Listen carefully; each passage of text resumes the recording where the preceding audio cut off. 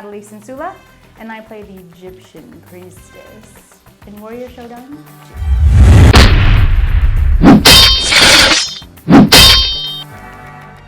Hi, I'm TJ, and I play the werewolf in Warrior Showdown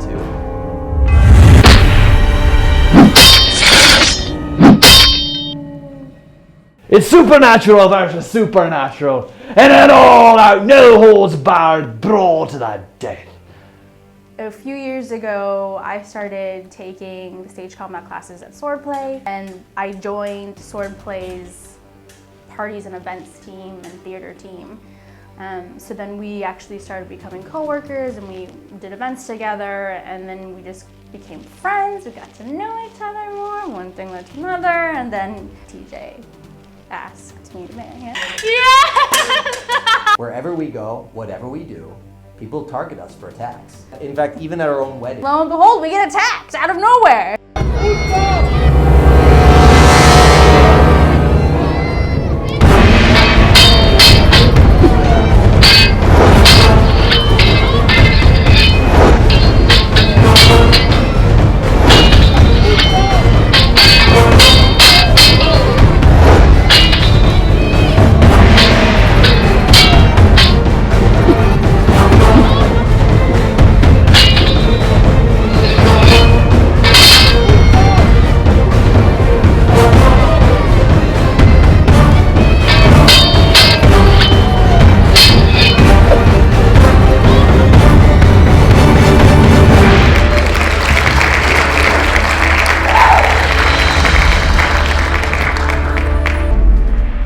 Natalie and I have such incredible chemistry in real life, we thought this is a great opportunity for us to fight each other. Like 3 o'clock in the morning, he wakes me up to do this voiceover stuff, and he says, no, Natalie, can you do it sexier? And I'm like, okay, fine. Egyptian priestess. He's like, no. I mean, come on, like really sexy, tap into that sexy. So I finally say it to his satisfaction. So I think that was the beginning of the journey, and then he decided to cast me as the Egyptian priestess when the Egyptian priestess was finally in. I don't usually play the sexy character, so it did take some time for me to wrap my head around that. The most difficult thing about this was I am so charming and good looking that in the middle of rehearsals, Natalie would constantly be just like oogling me, and she'd forget her moves because she'd be just entranced by my handsome good looks and my bulging biceps. The hairiness. I dig a man with hair. A lot of what we do is designed to look dangerous but really isn't, and a lot of what we do is quite dangerous. And this was one of the fights where at any given moment things could have gone terribly awry. As soon as I knew that the fans voted in the werewolf, my first thought was the recurve stilt, which allows you to have basically canine back legs. It was such a challenge because TJ was on these huge recurve stilts. He'd never been on them before. Within seconds of having them on, I fell face first right into Natalie, and we crashed together down into the floor. And yes, he did have to use me a couple of times as a crash pad. But it was worth it to be able to move more like this animal and to give this dramatic height difference between this little Egyptian priestess and this massive beast. It was kind of like learning how to fight again because the height disparity was so immense. His stride was so much longer. And I mean, quite frankly, it was a little bit scary because we were on pavement, and if he fell and hurt himself, it could have put us out for weeks. Perhaps maybe more so than any other fight, this dramatically changed from the rehearsal process to the shoot day. I had always rehearsed this one with the stilts so that I would be completely comfortable. However, we were on a hard surface, and I had never been on sand before with these stilts until the day of, so I had very little time to be able to acclimate. The heat was intense. It was so hot, and we were the last shoot of the day, so we had the entire day to cook. The werewolf and I share a similar weakness. We both fear the sun. The werewolf turns into a man and is much weaker in the sun. I, however, turn into a lobster I had known what it was like, but I had never combined all of those experiences into the one day. Doing the choreography, wearing the stilts, wearing this really heavy padded costume, and then wearing the full facial prosthetic all at the same time. The first time that came together was actually on the day when we did the fight itself. And the makeup was really tough because it was so hot and because he was wearing so many layers already. And then the makeup just closed all of his skin off. The design of the face was not just like hair padded on, and it wasn't just a latex mask. It was a full facial prosthetic done by a very talented makeup artist, Takuo Kanemaru. And I was very blessed to be able to get him on this project. He didn't only design the werewolf, but he also did both of the mummies too. It was really impressive to see him work on the day, and I was grateful to have him as an asset on this set. A loop guru is a man who's been cursed not by a sorcerer, not by a fairy, but by a saint. And when a saint uses his unearthly powers, he turns that man, who must have sinned in some horrible, horrific fashion, I almost had to attack 2 or 3 crewmen, into this towering inferno of fur and fangs and claws, and it rips and shreds with 10 times the strength of an average wolf, ripping through walls of concrete and steel, breaking bodies left and right. A real loop guru is a real werewolf, a real man wolf, and he's afraid of nothing. My favorite thing about the Warrior was I'm literally covered from head to toe and not a bit of my flesh is exposed. And it's cool to really just be inside the beast. So I had fun exploring how another character that is more beast than human might move.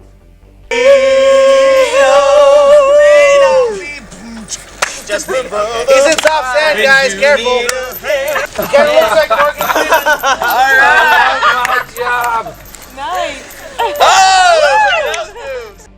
I think my warrior's weapons really are the mummies. So if you look at it that way, my weapons are the best. I mean, they're undead, you can't kill them, they come back, I can summon them whenever I want to. Hi, my name's Edward Gus. You may know me as the Orc from Warrior Showdown 1. And I'm Harris Markson. I flung a piece of poo in Warrior Showdown 1. And now, we are the mummies In Warrior Showdown 2. 2.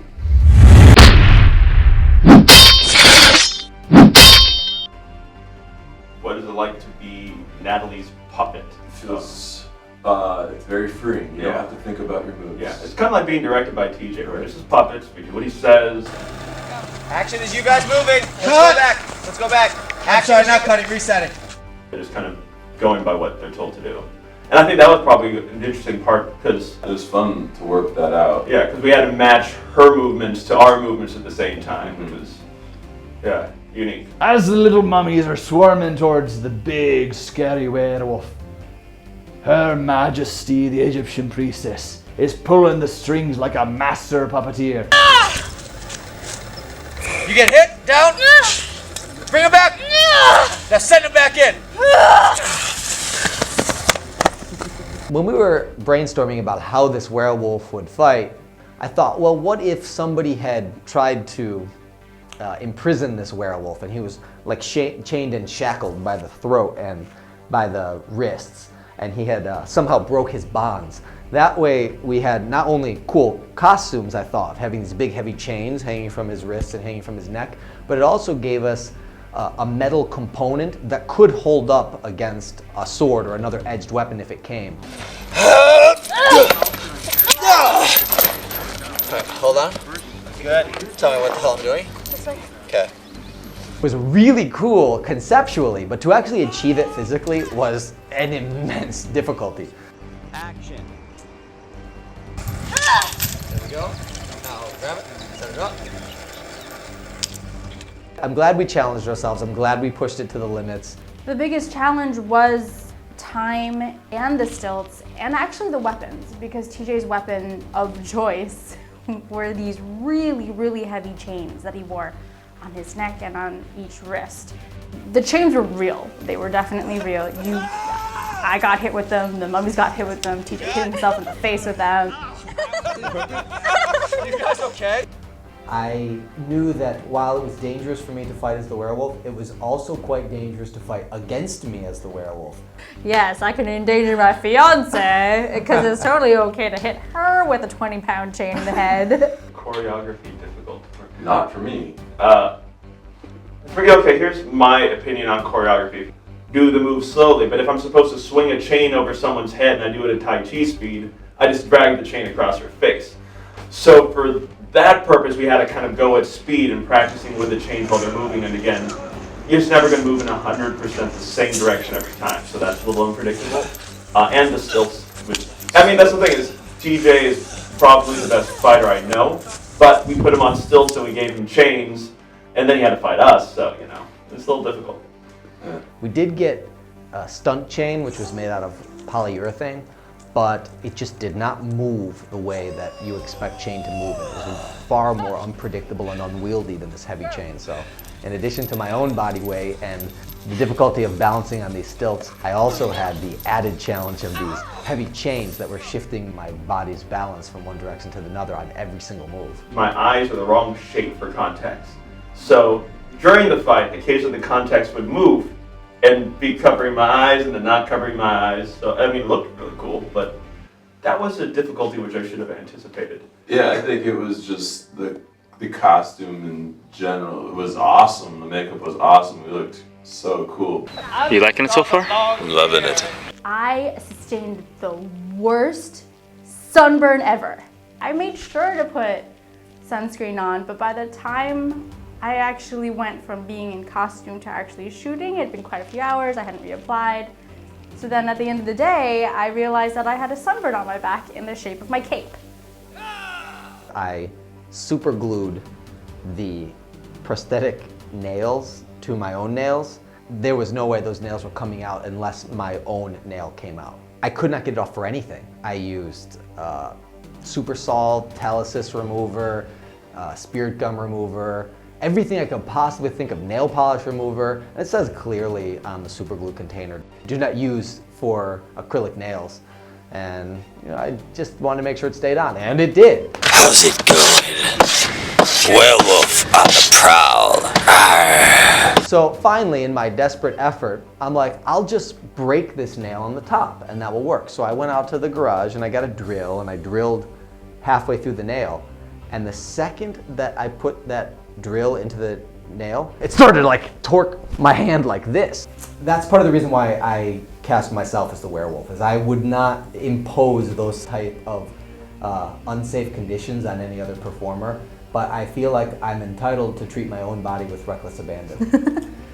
Which he does often. Now I've just significantly worsened my plight, because not only do I have this nail stuck to my hand, I have this drill stuck to the nail stuck to my hand. And anytime I move the drill even a little bit, it makes me feel like I'm gonna rip the bed of my nail right out. I felt more comfortable being the counterpart to his werewolf because I knew the werewolf was going to present a lot of challenges physically. Natalie, I need some help. So she undid the drill, and I have now the nail and the drill bit sticking out of my thumb. No, I don't think I even got a scratch, so. Yeah, no, and I didn't sustain any injuries. I think that's one of the great things about working with TJ and this group of people is that safety is the #1 priority. I'm just gonna soak my finger in acetone because I gotta do something. And literally minutes after having it in the acetone, the super glue became gummy and I was able to pull the nail off, but not without its trial and obstacles beforehand. We have your slicing end, and then you have the taint tear scare end as well. So you can use it as a hook, you can use it to cut, to slash. It's awesome. It just looks cool. One of the funniest things that happened for me is while we were constructing this fight, I'm calling out the moves to the mummy characters. We had a name for one of the moves called the taint tear scare. And I was trying to get Harris to do a certain move, and I said, Harris, I want you to do a taint tear scare. Does that make sense to you? And he goes, huh, yeah. And Natalie goes, how does that make sense to you? And Harris is like, It's kind of self-explanatory. Just go right for the taint. It's scary. Let's go taint tear from there. Yeah, sure. Here you go. Because it could tear.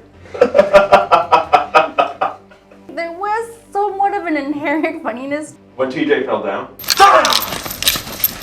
Whoa! I think that was hilarious to me. Everyone else was very panicked, but I'm a jerk, so. Right on the box of these stilts, it says, do not use on sand, not designed for this, that, or the other thing. And I broke all of those rules. I probably should have hurt myself way more. Whoa! Cut it! It's okay, I knew it was gonna happen. It really helped having a dancer background because TJ wanted me to do a lot of these sneaky kind of things and just be really sinewy and sensual. I don't really see myself that way at all. I'm so kind of opposite to her. It was fun to play her. You know how people always say, oh, it's really fun to play the bad guy in movies when you're not the bad guy in real life. But so I think it was kind of a little bit of that. I don't really think there are too many similarities between me and the werewolf, and that's what made him fun to play, because you get to live inside the mind of the beast for a little while and be able to take it all off and go back to humanity. He is the most amazing makeup artist in the history of the world. Somehow I managed to convince him to do this project, and he didn't quit by the last day. He did 3 full facial prosthetics today. It took 3 hours to get in the first time, 2 hours the second time. This is how long it takes to get out of it.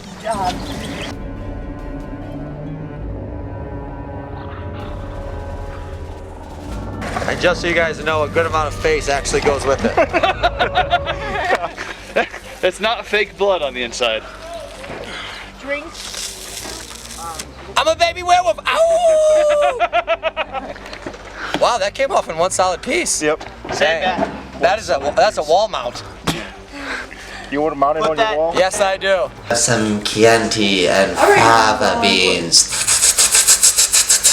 Silence of the lambs.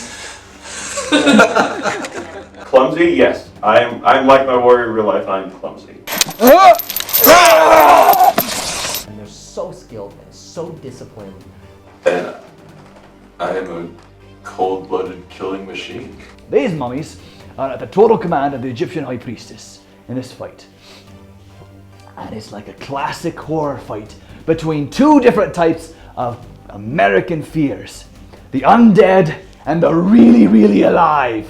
A werewolf versus a zombie. I think once you see the werewolf, you kind of get a pretty good idea of what he's capable of.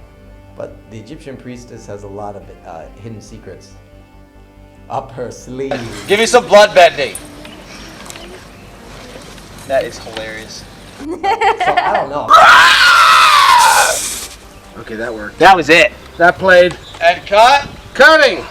How many mummies can you summon? We don't really know. Like, there's a lot of mysteries with the Egyptian priestess. She has a lot of surprises that we have in store, hopefully, in coming rounds. If I was a betting man, I would guess that the voting public would prefer Mummies. Yeah, because we don't die. He We're already dead. And mummies don't scare me too much because they're already dead, and how hard is it to make something dead that was already dead once before, once it was dead? But she's definitely one of those characters that we've sort of left open-ended to see just how we can play with things at her disposal, especially when you start introducing Magic can't overmatch strength. That's right. Woman's virtues, man virtues win. I think the Egyptian priestess would probably win in real life too. Unless you get a hold of her then, I don't know, face feast. I'm gonna throw you down. or makeout session. Am I helping my character advances to the next round? Absolutely. No. I don't want to work this guy. No, of course I do. No, it's interesting just to see how, because each fight evolves. Plus, the Egyptian priestess just had a baby. So who knows what's going to happen. Obviously, I think it would be really fun to get back into the body of the beast and explore his savage fighting style. I am hoping that the Egyptian priestess moves on. And because she is, I think, another interesting female character, warrior that you wouldn't necessarily see in traditional, fight films or what have you. People have seen werewolves and knights and samurais, but who's ever seen The Egyptian priestess, she's provocative, exciting, mysterious, and she has all these powers that are not really clearly defined. Mummies might take over, give the world to the mummies. This didn't actually pan out, but theoretically, if the geisha assassins were to continue to win, that in each fight they would add one. Kind of like Russian stacking dolls. See, you missed out. But at least you get the gladiator. The gladiator's he could do some pretty cool stuff too. He's trained in any manner of different weapons. You don't know what kind of tricks he has either. I mean, the gladiator doesn't stand a chance. We're immortal beings. Yeah. And if there's one thing those mummies will fear, it's pain itself. We don't have a stamina. And his stick is broken in half. It's, you know, like he doesn't have the reach anymore. Why did he break his own stick? That seemed like a bad one. You know what? I'm just going to say I want the gladiator to fight the werewolf. Because they're roughly the same size. They're probably about as strong as each other. And I really want to see the werewolf eat somebody. What happens then when this huge beast of a man fights this huge beast and they go head to head? He goes after the gladiator. Now that's a full red meat man meal. That could be a pretty interesting fight. I think it would be a punishable offense to beat up on. Hero of legends. Hero of legend. The hero of legend. She can take on anyone else's cake. It's fine. Take anyone's butt. Such an iconic character, and it'd be interesting to see just how they stack up against each other. In some incarnations of this character, he can transform himself into a wolf-like beast, and the werewolf is already a wolf. So that might be cool to have a little bit of doggy style. What? That came out wrong. Hi, I'm Tom Sensula, and I was the reshoot cameraman for Behind the Blood, Egyptian Priestess vs. Werewolf in Warrior Showdown 2. I got involved in Warrior Showdown 2 because the creator, TJ, is my son. I do documentary style video for a church, so we thought it would be a good fit to work together. And by the way, as we near the end of round 1, I think I've waited long enough to get my due credit. The Celtic warriors had a wee bit more face time for my liking. Need I remind you that I am more than a man, and he is less than a man. I happen to be planning a trip to LA to see my new granddaughter, Jashing, with my wife. And TJ, at the same time, needed someone to reshoot a few shots that he missed for the werewolf and the Egyptian priestess fight. I have no idea what you're talking about. TJ started to have some bad vibes getting back into the werewolf costume. Now, since he had fallen and he was choking on hair and he couldn't breathe. And so I'm choking on these hairs and gagging.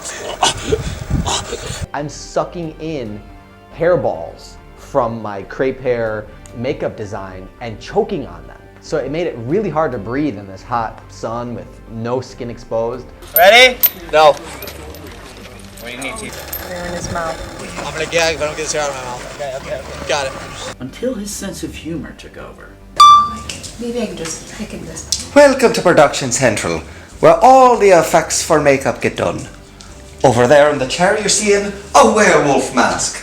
Right here we got the expert makeup artist. And what's she doing there? Oh, that looks like an Egyptian priestess or something. What's this? Oh, that's the cameraman. This is what they call dramatic irony. A cameraman shooting a cameraman. Natalie also had to get back in the costume for the Egyptian priestess for a few close-ups that we needed.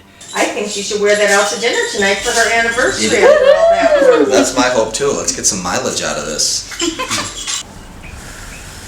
It turned out to be a beautiful day when we shot. The sky was a perfect match for the original shooting footage. And go. Cut. Perfect.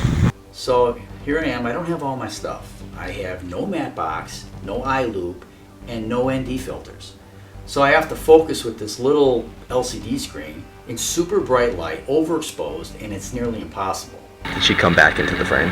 I can't see it, TJ, very well. Alright, got it. Shooting TJ as the werewolf jumping off a wall was quite an experience. We first tried having him pretend to jump off the wall and use camera action to kind of simulate a jump. I start to come up, you find me. I'm at the pinnacle of my jump. I swing and come down, and then when I reach the bottom, you go back up and lose me. It really didn't cut it. So then we tried to use a cloth and having him sit on a wall and pretend to jump, and we thought that we could key out the wall in post. No way that looked good either. We finally decided the only way to get the shot is for TJ to actually jump off a 6-foot wall in the back of his yard and land in a narrow area. So I'm lying on the ground, shooting up into the sky, trying to frame his jump without getting any of the wall in the shot. And I'm really shooting blind because of the overexposed light of the sky. Build your headspace. I wish I could see. So I got the shot in one take, and I never was more happy when he said, "That's it." I just wish that I had another camera set up on the side in slow motion so that we could see those chains bashing into his face, because it sounded pretty painful. But, you know, a werewolf does what he has to do to get the shot. The werewolf is really the perfect fictional analogy for the beast within. People who know me and who have worked with me on set said that maybe I took the beast a little bit too far. What was it like working with TJ as a director? Dick. I didn't realize it on the set, but after reviewing footage, I kind of was a beast in the costume and a beast of a director. I think we might be backwards. No, we're not. Can I have the other sickle sword, please? No, that's fine. Use that one. Kick it out of the way. I was suffering in that costume. I was You really. were. That was tough. It was so physically demanding, and there is no rest. You're walking around in the sand on these stilts. You cannot sit. I'm balancing. So I'm using my core, I'm using my legs. I was like unhinged. It was like barking orders to everybody, and I really thought that I became the beast. Reset, together guys, right in one step. Revive them. Together. Go back to left. Clean, sexy draw. Okay. Set it up. All right. Ready? No, it's hooked in your belt. I was overwhelmed by this animal that had consumed me. Hop off the box. Then hop off the box. Cutting. Cut. I think it's a testament to be able to be in that werewolf costume on the stilts in the desert, in the heat, and still getting a good project. We shouldn't need TJ to hold our hand through the whole fight, because at that point I think it was just a countdown of when will the heat knock him unconscious, so we have to get the shot done before that happens. So I was hoping he would hold my hand throughout the entire fight. Because I was involved in this fight, and it required the vast majority of my focus and my attention, so we leaned very heavily on Azim, who plays the Persian prince. And we knew from the very beginning he was going to be the behind-the-camera director on this fight, and I'm really grateful to have him. He was constantly on the spot with whatever he needed to do. Azim, I need my dagger! Yeah, okay. Back up so I can see you approach. If hits weren't playing, he adjusted us so that we can get where he needed to be, or he adjusted the camera, and that made it really helpful. Now, mummies, the main note is anytime you guys go down, go as far down as possible without touching your face to the earth. Because even if the performance is really good, and I know that we got it through our performance, you never know how it's seen through the prism of the camera. TJ, bring your right hand farther back. What? Bring it this way. There. No. So it was critical for me to have those eyes on, and Azim was extremely helpful in achieving that. the makeup's great, the cameras are great, the fights are good. It's, you know, they'd be great except on them, but you know, yeah. Sometimes you don't know exactly how to use the pieces at your disposal to create the best overall project, and I think you two were ones that I could have put you in a number of different places. You're great. Oh, thank you. You too. When you make a movie, not all of the sound on the set can be used for that day, and many times they have to use a process called ADR where you add the sounds and effects later. We also had to do this for Warrior Showdown, and I had all I could do to stop from laughing when I was filming the mummies and TJ doing their ADR.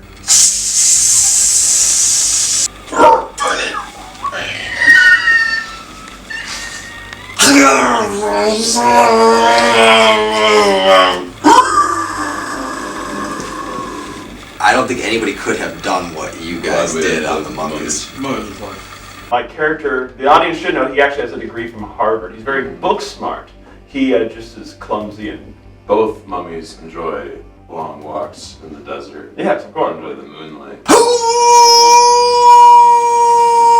When we were recording the sound effects for this, I could like rah, rah, rah, like do all the grunts and growls, but I wanted it to really sound more animal. So fortunately, we have two very cooperative pit bulls who are able to lend real animal sounds. This guy has a really nice, deep, rich bark, and she growls on command. Watch this. Watch this. That's not a snarl. This is a snarl!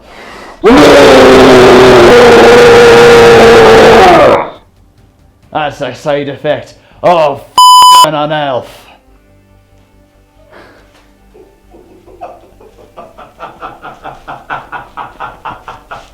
I'm Natalie. And I'm TJ. And this is your behind the scenes look at Warrior Showdown 2. Bring history to life. And blowing a magical kiss of death.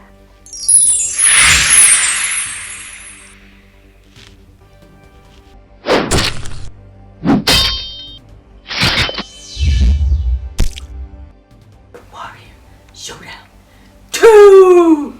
Bringing history to life! Woohoo! With Avid After Effects and video cameras colliding in glorious synergy for the ultimate pseudo